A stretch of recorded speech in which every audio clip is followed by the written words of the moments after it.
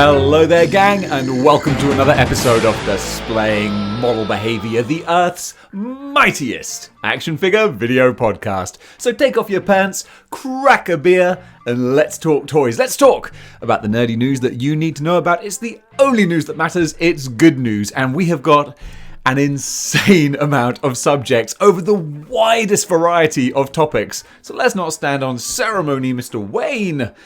Let's talk about them. Kicking things off with movie news. Of course, this is an action figure channel, so if you want to go straight to the action figures, you can just check the timestamps down below there and see where the actual toy talk comes in. But I wanted to mix things up a little bit, and we've got some very exciting news to talk about as far as movies are concerned. First of all, we've had some behind the scenes little pictures. I sent my Model Behaviour minions out. This is all, you're welcome, alright? So in the name of Model Behaviour, I sent the spies out to the Flash movie set, the Flashpoint movie set, and they have snapped pictures of Michael Keaton's stunt double in his Batman costume, so just take a look at them. They look really cool. And also, just to clarify, I don't have Model Behaviour minions. These were just found widely online. I realise sometimes that I joke about things. If people take literally, then they'll be like, oh, you're saying that you got hold of these pictures yourself, but you didn't. They were just posted. Yeah, I know, it's a joke. It's a joke, just relax. You gotta safeguard yourself with these things sometimes.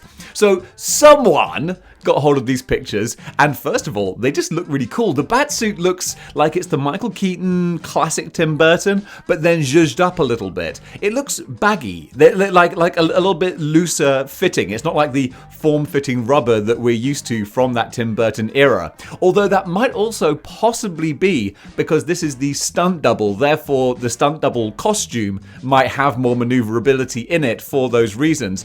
We don't know. All I can say is the cowl. With Batman, it's always the cowl. I thought that the Christian Bale Batman, the problem with that was that the cowl was too small. Like, you could only see him be like, where are the drugs? And it looked like his face was all smooshed together. Swear to me! He looked terrible. And then on the flip side, I think the Robert Pattinson one, it looks good, but it's really high. Like, you can see, like, all of his lower face and cheeks. Somewhere in the middle is the sweet spot. And actually, I think that's where the Michael Keaton Batman costume was. That was the sweet spot. And it looks like they've captured it here perfectly. So this isn't really sort of new, revealing news, but it's just something interesting and gets me more excited about Flashpoint. Because honestly, you know me. I'm not a DC guy, but this looks pretty cool. I suppose what should have been the top story today is the Doctor Strange 2 Multiverse of Madness Super Bowl trailer coming out. But honestly, is it worth me reporting on that? Because Lord knows, we've all watched it 10 bajillion different times now, so I'm not going to linger on it because I can't tell you anything you don't already know. The biggest takeaway from that is that Patrick Stewart's voice could be heard, so it's like, oh my god, it's happening! Everybody stay calm! We're not going to stay calm. The question is, of course, is this the Fox movie Professor X? Is this a different Professor X? Who else are going to be in those Illuminati chairs? It could be Black Panther, it could be a Tom Cruise Iron Man. It could be anything. We just don't know, but it's exciting and it's great to be excited. A lot of people are saying like, oh, we're setting ourselves up for disappointment. Everyone's saying how amazing this is going to be. Everyone's going to be disappointed if it's not like the most incredible thing ever. Yeah, you know what? You same people were saying that about Spider-Man No Way Home. And it's fair to say, that movie kind of delivered. So actually, I've got big hopes that this one is also going to live up to expectations without being ridiculous. We're not going to have Hugh Jackman jumping through the screen at us. We're not going to have Deadpool coming in and all that kind of thing. But still, it's going to have some cool stuff. And I have all the faith in the world now in Disney Marvel Studios that they can pull this off and do it great. Doctor Strange 2, cannot wait. Speaking of Super Bowl trailers, we also got the Chip and Dale trailer. Now look, I have no shame in saying I marked out hugely for this trailer. I grew up with Chip and Dale.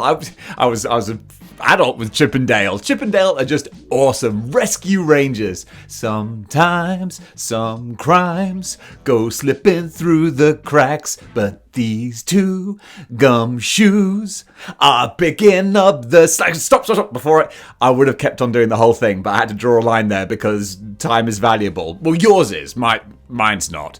But still, this movie looks fantastic. It looks like one of those ones where they really do have an old wink and a nod to the audience. We know what this is about, and they're catering to not the kids, but the adults who were kids when this was out, and now we're getting a story not just about the Rescue Rangers, but about the characters of Chip and Dale in modern Hollywood, how their star has fallen and they're trying to come back. I love the little joke about Dale being CGI because he got the CGI treatment like it's a facelift for cartoons. So clever, so funny. It's got the Lonely Island. I guess they wrote it, maybe? The cast list is fantastic. I cannot wait for this. Genuinely more excited for this than most comic book movies. I think it's going to be so much fun, so much heart. I'm very excited. Speaking of very excited, we got some concept art reveals from the Seth Rogen Ninja Turtles, and I don't know about this. I like the Ninja Turtles. Of course, I grew up with the Ninja Turtles, but I can kind of take or leave modern iterations of them. This new animated feature being done by Seth Rogen, I'm cautiously optimistic for. I like Seth Rogen, but I don't like everything that he's done. You know, a lot of the time he's like, oh, hey, I'm gonna go over here and I'm gonna smoke some weed and make jokes about people and and that's really, really funny. And then other times he'll be in something and be like, hey, I'm gonna go over here and smoke some weed and make jokes about people and stuff. And it's just not funny. And I'm like, what is that intangible, Seth? How does it work sometimes and not others? Just for me personally. But what is encouraging about this art, this concept art, is it looks like we're going deep in Ninja Turtles. We've got the Technodrome in the background. We've got Krang, I think, and Shredder there, like way off in the distance, and some weird looking squid mutant alien thingamajigs. It looks weird, surreal Turtles, and that's what I really want, actually. I want Turtles to go bizarre and bonkers, because we've got the Jim Henson Turtles. That's the most touchstone, grounded, actually quite gritty Ninja Turtles, and I love that so much. And anytime they try and do a Turtles that's a bit like that, I feel like it's a pale comparison to what the Jim Henson stuff was. But because of that, then go in the opposite direction. That's like with me with this channel. Like, originally I tried sort of copying other YouTubers, and I was like, well, I can't copy other YouTubers because I'm not as good at doing what they do as they are. So instead, do something different, go in a different direction, and that's what this is. If they go full weird, bizarre Cosmic Turtles, I'll be on board for that. Now, I'm not hugely taken by the Turtles' designs, particularly poor old Donnie. Poor old Donnie, they're like, well, let's see, Donatello does machines, so let's make him a nerd. Well, nerds wear glasses, and let's give him a buck tooth. Is that a buck tooth? I can't quite tell, but either way, I'm like, you done my boy Donnie dirty there. That's a nice alliteration, but still, I'm holding out cautious optimism that this will be a fun project. And also, in a separate but joint piece of news, 2023 is going to be the year of the Ninja Turtles, according to Nickelodeon and the other people who produce Turtles. Either way, that's when this film is going to be released, and also they've put out like a little statement saying, boom, not only is this film dropping, but we're going to do a whole bunch of animated features on Nickelodeon all about the villains. So various villains are going to get their own spotlight movie, essentially, from what I can understand. If that's the case, I'm on board. I want a Bebop and Rocksteady road trip movie. I mean, who knows? I'm just spitballing here. But whatever they're doing, I genuinely have a lot of interest in this. I'm ready for my love of Turtles to be rekindled. So bring on 2023 and let's see what we're going to get. Now, would you kindly get excited with me about Bioshock coming onto Netflix? Netflix, finally, thank goodness, are doing a Bioshock movie. This was going to be a thing years ago. Gore Verbinski, almost butchered that, Gore Verbinski was going to direct a Bioshock movie, but eventually I think the studios got cold feet. They were like, whoa, this is going to cost way too much money. Let's back off from that. Okay, let's make another Transformers movie. Yeah, great. I don't think it was the same studio, but I digress.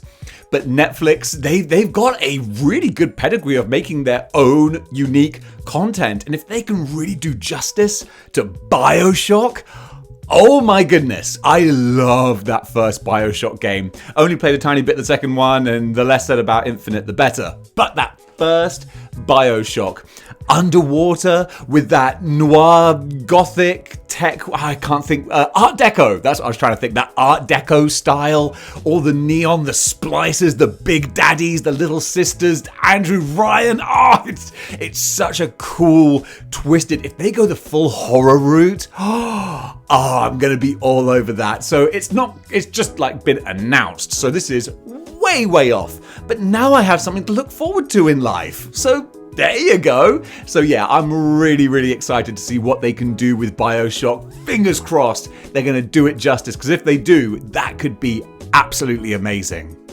And finally, for the movie news, keeping it with video game related stuff, Sonic 3 has been announced. They haven't even released Sonic 2 yet, but the studio is so confident that that movie is going to deliver. They're like, yep, you know what? We're also doing Sonic 3.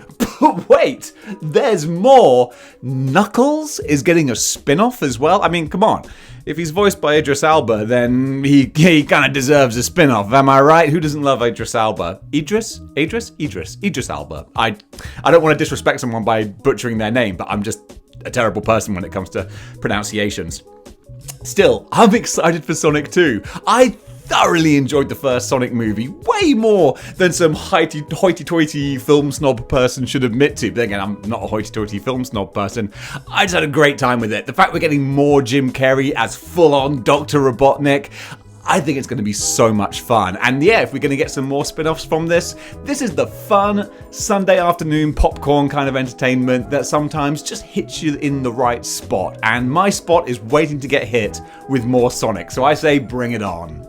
Going over now to pro wrestling news. You know my first love, and there were two big stories that deserve some attention today. The first one is that Cody Rhodes and his wife Brandy have left AEW, and this is a huge surprise to pretty much everyone. They had kind of an ongoing story that was based in reality where Cody was working without a contract. Like, they had made a storyline point of that, and that's fine. I like mixing in a bit of reality, but what I don't think anyone expected was that the conclusion of that story would be Cody actually leaving AEW, which is what he has done. AEW released a press release statement yesterday, basically saying, thank you so much, Cody and Brandy. You guys helped form and set up this company, and without using the actual terminology, they wished them all the best in their future endeavors. And this is an interesting situation. I'm not a big Cody Rhodes fan, but I find him interesting, and I think that's generally the case with a lot of people. I don't think there are many die-hard Cody Rhodes fans out there, but he is an interesting character. Brandy Rhodes, I don't think, brought much to the table, but she had her own talents as a person, as a performer, so I don't want to knock her, but she's just not making waves like Cody does.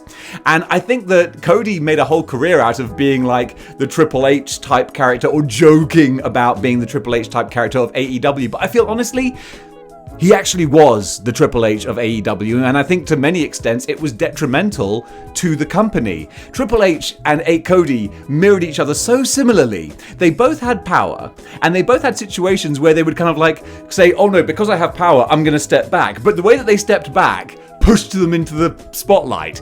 It's like when Triple H was on his reign of terror in the mid-2000s, and he put over Chris Benoit for the World Championship, and he was like, hey, I'm not gonna use all my political power. In fact, I'm gonna put this guy over and make him champion. Yeah, you know what happened when he did that? Triple H never left the Raw main event scene for a second. Just because you hand the title to someone doesn't mean that you're not still pushing yourself as the main star of the show. Same thing with Cody. After the first couple of months, he was like, it's not fair that I, being a executive president, whatever it is, should compete for the world title because it's a conflict of interest. And everyone was like, oh, well, that makes sense. So instead, I'm going to spend the next 2 years taking all the big main event spots, and anytime that there's something that involves outside media or a celebrity or anything like that, that's going to be my role. It's like, dude, you're still using your influence to push yourself. Shaquille O'Neal, boom, that was all about Cody. There were so many different, of course, I'm talking and riffing, so my brain just switches off then.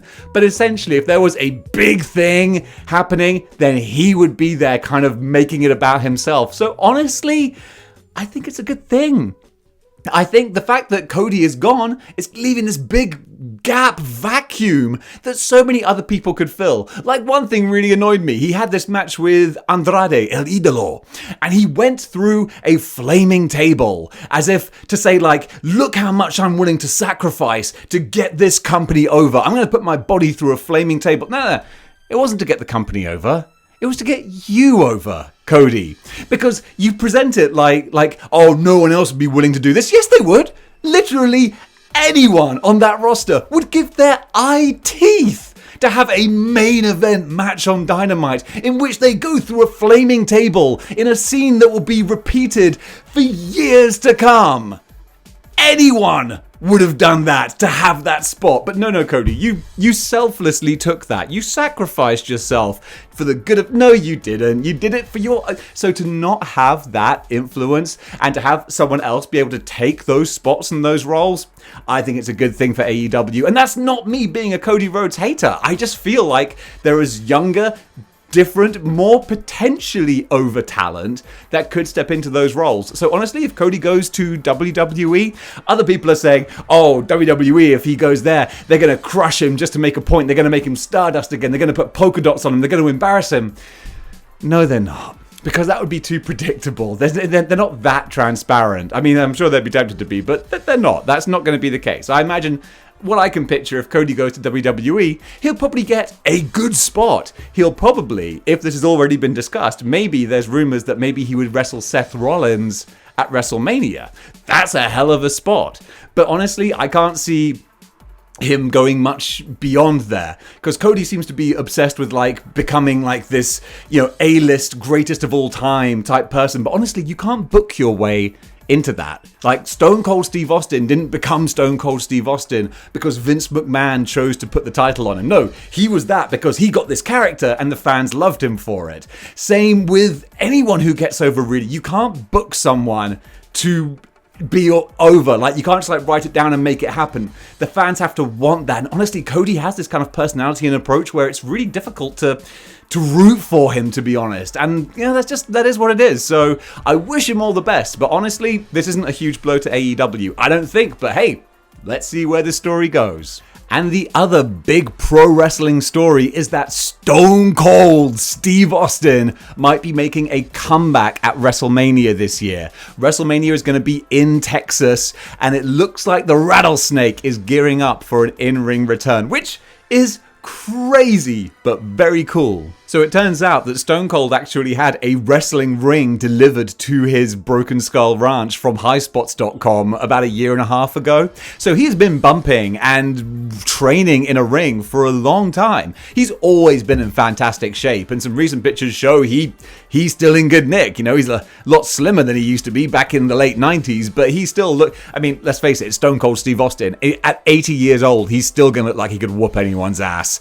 So he is ready, apparently, to have something big for WrestleMania. And it makes sense, in Texas. Now, at the moment, Kevin Owens, who is pretty much world-renowned as being one of the best, safest workers in the world, has been cutting a whole bunch of anti-Texas promos. Can you see where this is going? Yeah, me too. And I'm not mad about that. I love Kevin Owens. I think he's fantastic. And I was disappointed that when his contract came up recently, he didn't sign with AEW. But maybe one of the reasons why not, amongst many others, I'm sure, is that they might have said, hey, look, do you want to wrestle Steve Austin in Texas at WrestleMania? Because that would be a big incentive to sign. Nothing is confirmed yet, nothing's set in stone, but it looks like the pieces are moving into place for Austin to have one last match. He said in previous interviews and podcasts for years now, he said that he is physically able to have a match. Like, that's not a problem at all. He can go, but the situation needs to be right. The circumstances need to be right. And this guy, over the years, must have turned down millions. When you think how much of that Saudi money is being thrown around for those shows, he must have had like a dump truck full of money driven up to his house. And I guess, I don't know, maybe principles. He just didn't want to do that. Fair play to him. But Texas, in a huge stadium, WrestleMania, yeah, I could see that coming. So honestly, I'm genuinely interested to see where this goes. Whew. All right, are you ready for some action figure news? So am I. First of all, let's talk about some, not bootleg, I don't know what you call them, but unofficial action figures? 5K Toys have announced their Night of Vengeance action figure, which, let's face it, is Thomas Wayne from Flashpoint. And it looks really, really cool. So I just want to talk about some of these cool figures because I love the fact we get these third-party figures that are totally not what they actually are. So they don't even try to hide it. They just make an incredible recreation of the figure and then call it something else. And I guess that it's enough for them to fly under the radar that the bigger companies are like, nah, we'll just let them do it. I'm sure if they took them to court, then they couldn't hold up under scrutiny, but I guess they just don't bother. And maybe they think that they don't take a big enough bite out of their cherry because these are high-end and very, very expensive. And when I say very, very expensive, it's kind of Mezco sort of prices, so actually not that crazy. And this is a Mezco scale figure. It's 1/12 scale, and the body is apparently the same sort of body that Mezco use, so it would fit in perfectly. So this guy's retailing for about $85 and is going to be released around about the middle of 2023, give or take. But either way, I'm watching this one closely just to see what this might look like when someone finally has it in hand, because honestly, judging by those pictures, that looks incredible. So sticking with the third-party figures, TNS are doing an Immortal Hero figure. Definitely not Spawn. It is definitely Spawn. Looks amazing. This is more of a 1/6 scale figure, but he's huge by the looks of things. Like absolutely massive, about 13 inches or so. And the details on this guy, I don't really need to articulate it because you can see in the pictures.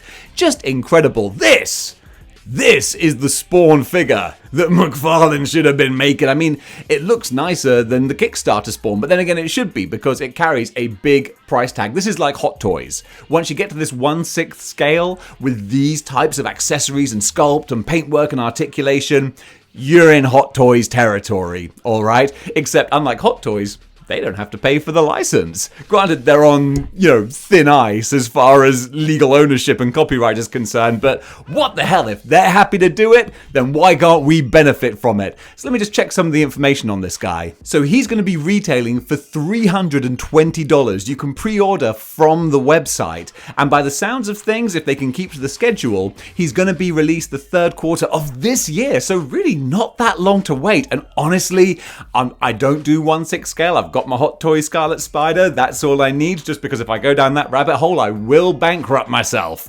So just looking at these pictures, I can happily sit back and go, whoever gets that figure, well, God bless you, it's gonna look amazing. And a new little thing that's been introduced to me is there's a company called 112 Garage, or Garage, however you want to pronounce it. There's a little European Western sort of difference there. Whatever. I digress so much, it's terrible. They make custom vehicles. That's what I'm trying to say with my hands there. Custom vehicles, and they've shown a custom van. And I think the basic idea of this is that you get this, and then if you're a customizer, you can really start to paint it and decorate it and do whatever you want to really make it look great. But this custom van, for example, $45, 1/12 scale, and then it's like a canvas. It's like a palette that you can then put all of your creative genius onto. My creative genius would be like one ink blot. Boom, there you go. That's all my creative genius. But for those of you who like that kind of thing, well, you can check out 112 Garage on Instagram, and you can see all the different things they do there. I saw that van, and I was instantly like, well, that's the Punisher battle van right there. So you could go ham, you could go crazy, whatever you want to do. But still, if you like that sort of thing, then that's a good place to start. Probably the most fun I've had over the last week is looking at all the Black Krrsantan memes. Did I pronounce that right? Krrsantan? You know, the Wookiee. The big bad black furred Wookiee. Black Krrsantan? I'm going to go with that. Either way, people have been savaging the Black Series announcement of this figure. And I can see why. Oh, Hasbro. Hasbro. I think when McFarlane was sitting back going, man, that side-eye Bruce Wayne figure, whew, I don't think anyone's going to make a worse figure than this. I think we got this as a lot, guys. Worst figure of the year. Hasbro were like, hold my beer. This has really upset so many people, and I can see why. It's a repainted Chewbacca with a different head and some accessories, and I'm not even a Star Wars fan. I can't even pronounce the guy's name, and it's not that hard, I don't think. it looks terrible. Because the whole point of this guy, I remember reading about him in Shadows of the Empire. The whole point is that Chewbacca is a Wookiee, and he's terrifying, huge, and like, whoa, Chewbacca is a badass, and this guy's meant to be the scary version of Chewbacca. Yet he's on the same body. It's really disappointing. I think so many people desperately wanted an action figure, a cool action figure of this guy. This reminds me of many times I've bitched about Hasbro Marvel Legends, where they've done a version of the character, but it's been a cheap out version just to get him on the shelf. It's not the best example as a one-to-one comparison, but it's like Maestro, where like if you wanted to do a Maestro, you should have done a proper Maestro, not just repaint an existing body that isn't really right, but whatever, it's close enough. That's the definition of what this figure is. It's not really right, but whatever, it's close enough, but it's not, because the memes have been savage, and rightly so, because this was such an anticipated character who got such a spotlight in the Book of Boba Fett show, which was rubbish, by the way. This kid, come at me, bro. It was a boring, terrible, poorly written show. Yeah, I said it. But still, he was a standout. So when people were like, oh, we gotta get a good figure, and Hasbro were like, don't you worry, we got something. We're like, oh, you got something? You got something? Like, oh, we got something. Oh, let's see it then. Here. Wah, wah, wah. So yeah, people are slating it, and rightly so. More power to them. Hasbro, I would say do better, but yeah, like, actually just undo this and just start again, alright? Because this thing, it's not a good look. It's really not a good look. But something that does hopefully look good is Mezco Wolverine, which finally, at long last, we have a new picture of. Now that might not sound like a big deal, but considering that this figure was announced and shown all the images of about a year ago, because I did a special video just on it, I was like, will this be my first Mezco? And obviously not, because it's taken so long to come out. I've bought about 10 since then. But it basically means that hopefully this figure is right knocking on our door, ready to be released. Mezco are having their big sort of fan fest at the moment. They're doing different reveals and all sorts of stuff going on. So this picture came out of it. And it's not really revealing anything new, because we've seen loads of pictures of this character when it was first announced. But just this new one, gives the impression that, okay, finally he's about to drop, because when he does, can't wait to get my hands on him. Alright, Hasbro, this gives you a chance to redeem yourselves now, in that kind of Dumb and Dumber sort of way. Just when I think you can't get any stupider, you go and do something like this. And totally redeem yourself! We're getting a Cad Bane figure. Now, I don't want to embarrass myself by going, finally, we're getting a Cad Bane figure, and you'll all say, actually, this is like the 8th Cad Bane figure. I don't know, I can't keep track. Don't pressure me. But it's a new Cad Bane figure, and it's an Amazon exclusive. And I don't know, is that a good thing or a bad thing? Because I know that we hate retail store exclusives, because scalpers just scoop them all up, and you got to go to the store and you'll be disappointed. But if it's an Amazon exclusive, can anyone order that? There's no like Amazon restrictions, are there? So that should be a good thing if you want a Cad Bane. Again, I thought he was a small highlight of the Book of Boba Fett show. Wasn't around for long, but it's probably one of the reasons I liked him. And I don't have a release date yet, but keep your eyes out and keep watching Good News, because I'm sure it'll be revealed at some point, and if my finger's on the pulse, which honestly is kind of a crapshoot at the best of times, we might find out. Super 7. Oh, I got in trouble recently because I said that I was looking forward to a Super 7 figure, and someone was like, Super 7 are a terrible company, they don't release things on time, and blah blah blah. I don't know, I don't buy much from Super 7, so I don't know what's delayed and what isn't. The worst though, this is a new thing that it's a new thing to me. I think the worst have been around for ages, but I'm still learning. I'm learning on the job, you know? So the worst is a figure line of Super 7 intellectual properties they've made themselves. They're all these nefarious villains. And honestly, the design, generally, it's not my cup of tea. It seems like kind of weird for weird's sake, and that's not me. I enjoy weird, but there's got to be logic behind the weirdness. But still, they revealed 2, and there are a couple of other pictures as well. And these look just Interesting. Let me just check some more of the info here. So the two that we can see are Robot Reaper and Black Falcon. Now these are going for the $55 price tag of your usual 7-inch Super 7 type figures. So it's really expensive, you know? So I can't really say one way or another like, these look great or whatever, because it's not really my wheelhouse, you know? And if Super 7 are pretty behind on their release schedule, then it would definitely be good for them to kind of, you know, get up to date before announcing more stuff. But having said that, if it's in the pipeline, then, you know, let the people know. But maybe don't take the money on pre-orders until they're ready to go out. That's something that I discovered the hard way with Mezco. I saw some of the Mezco figures and I was like, oh great, what, I can pre-order now? Yeah, fantastic. So when's it coming? And everyone was like, no, that's not how Mezco work. You pre-order the figure and then you forget about it. And then one day, it'll turn up. And I think that seems to be the case with Super 7. I'm not saying that's how you do business. I'm just saying that's how business seems to be done.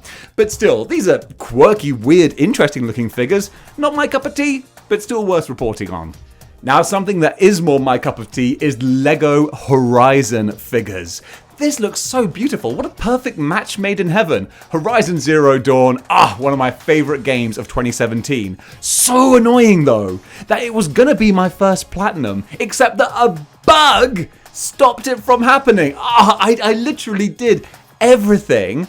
I did the final thing. I got the super duper futuristic armor and the trophy didn't pop. It just didn't pop.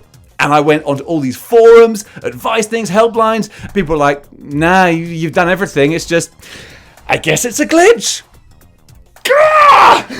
So that was that. But the fact that I enjoyed the game so much I wanted to platinum it, that says a lot about it. So I cannot wait to play the new one, the Forbidden West. Yeah, it's Forbidden West, but I'm digressing again. Lego have partnered up with Horizon and they've given us this Lego Horizon tall neck set. It looks beautiful. I'm very tempted to get my hands on this, although I say that staring at my Lego Home Alone house that I haven't even touched. I was going to do it over Christmas, but you know, COVID had other plans.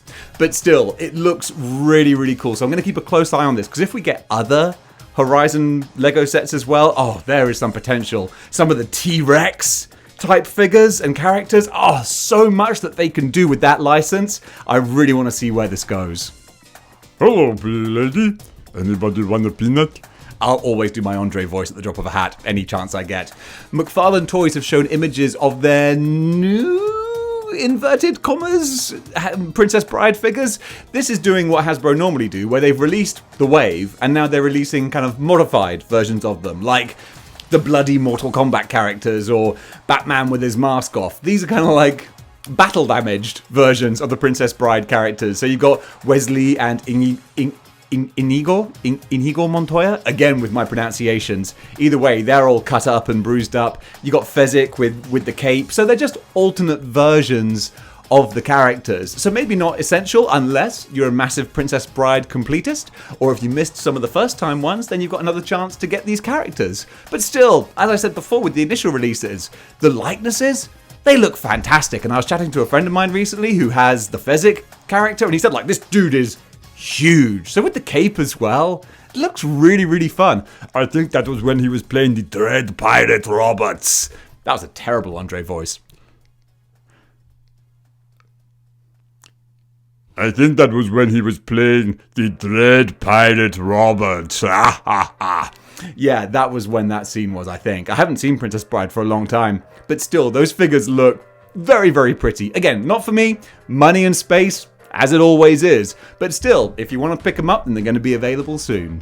You know two things that I love? Transformers and sexy anime girls. So let's just mash those together, and what have we got? We've got the Kotobukiya Transformers Boshiju. Man, my dyslexia is getting terrible these days. Does it get worse the older you get? No, that's just going senile. Either way, these have been announced and they look so cool. I love it when people take fantasy characters and then like real worldify them. This is such a cool concept. I love it when they did it with the horror icons as well. We got like sexy anime Lady Jason and female Freddy Krueger. I think it was a Michael Myers one too. That was so cleverly done. So doing it with Optimus Prime and Megatron, such a cool concept. I love the way that they've taken all the different elements of Optimus Prime and his trailer and figured out different ways of incorporating and converting it into a human fashion kind of design. Really clever and creative. So cool. And there's also going to be a Megatron one doing the same sort of style, going into a kind of military looking, reminds me of Cammy from Street Fighter in her bison sort of gear. A military version of a female sexy anime, I was going to say Magneto. Megatron, there you go. But yeah, these look fantastic. I don't have any other information. I've just seen this promo piece. So release date, price, I got nothing, but it's just fun to look at these because honestly, this just ticks so many geeky boxes for me. I'm like, if anyone ever looks at these and goes, who asked for this? Me, I asked for this.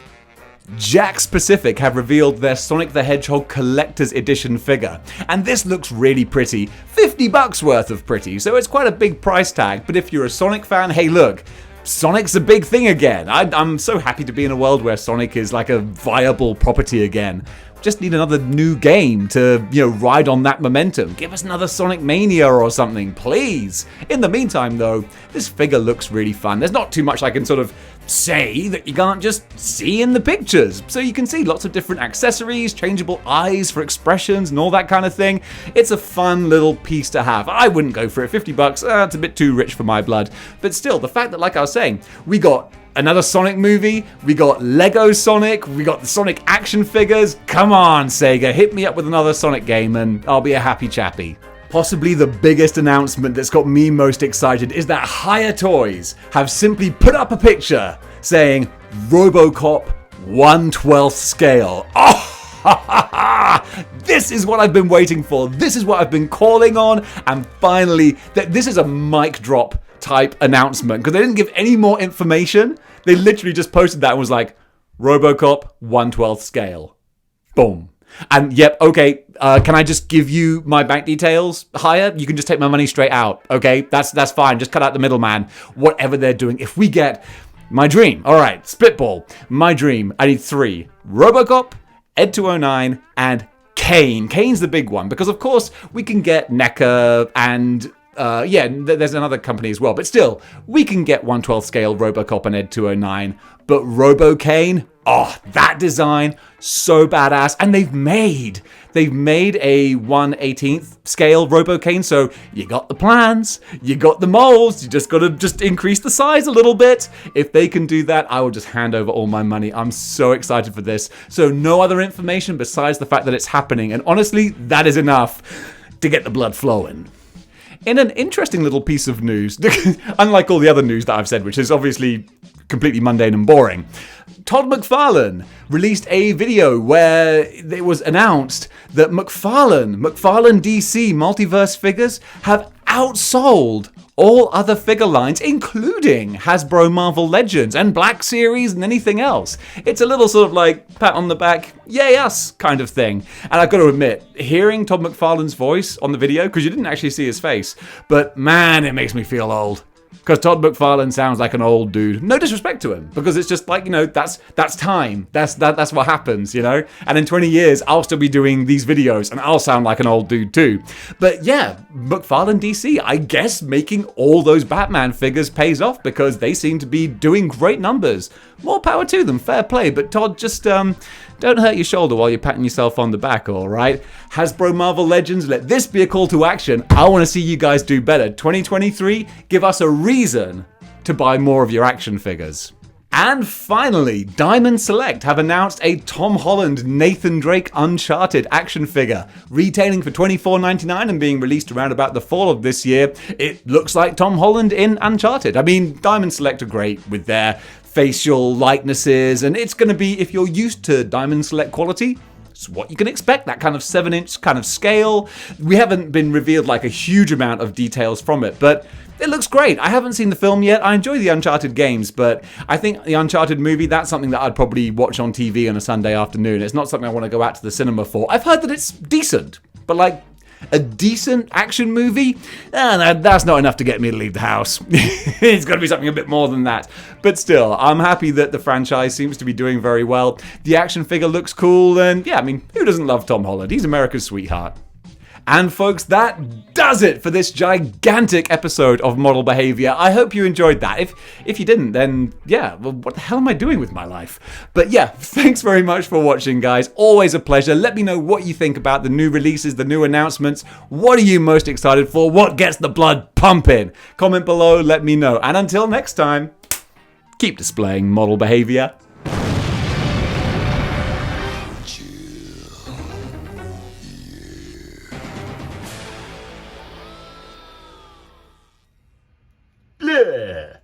Tonight, model behavior is going to suck. What's that? Oh, your blood. I couldn't read the auto cue. Hey, if you enjoyed that, then why not go over to patreon.com and sign up for a Patreon subscription, is what it is. I can't read the auto cue.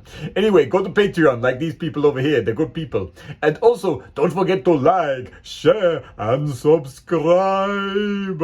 And if you want to get a Model Behavior t-shirt, you can do at teespring.com. Check the link in the description below.